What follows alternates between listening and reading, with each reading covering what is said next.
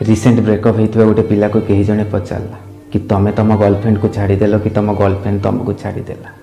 पिलाटी हसिकी कहला कि प्रेम प्रेम आम दुई जन को छाड़ी मोर कहबार कथा हूँ सांग मैंने जदि परस्पर तुम पाखरे अच्छ जदि तुम भीतर भल बुझापणा ना से प्रेम ही ना।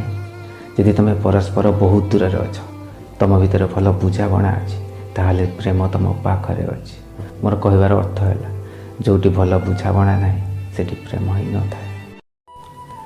जदि केवे कहार तुम हृदय भांगी देच ना कहीं ना कहीं तुम हृदय भीतर को दिने ना दिने आसबे आ जितेबले सी तुम हृदय भांगी देकी जीवन सेतेबेले ही बुझीपार हृदय भांगिले केते कष्ट हुए।